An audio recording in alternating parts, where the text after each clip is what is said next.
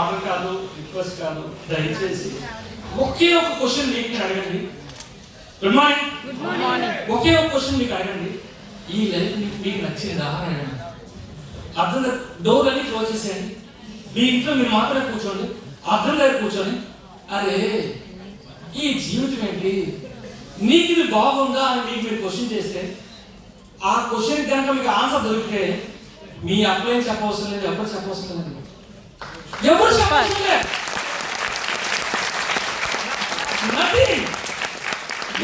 చెప్పవసరం.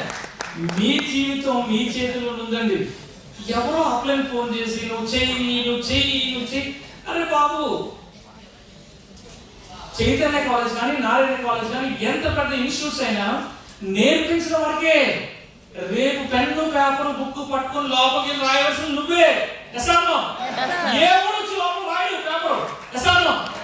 ఇక్కడ కూడా నీకంటూ కళలు కోరికలు నిజంగా ఉంటే అది సాహు గారు అవసరం లేదు, రంజిత్ గారు అవసరం లేదు, ఎప్పుడు అవసరం నథింగ్. రేపటి నుంచి నీకు నువ్వే మార్నింగ్ 5 o'clock లేస్తావు, ఒక రాకెట్ కంటే స్పీడ్ గా వర్క్ చేస్తావు. నో అంటారండి.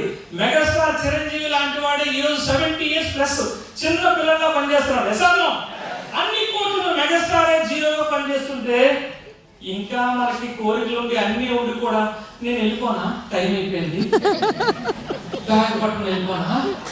అరే బాబు, అన్ని కోట్లు కోడలు 1,00,000 కోట్లు ఇచ్చింది ఉపాసన. ఎసానో తెలుసా తెలియదు ఉపాసన ఎవరు కోడలు? చిరంజీవి ఆస్తి కంటే 10 రెట్లు తెచ్చినా కూడా ఆ కోడల ఆస్తి నాకు అనవసరం, నేను మళ్ళీ నా డబ్బుల్ని సంపాదించుకుంటాను.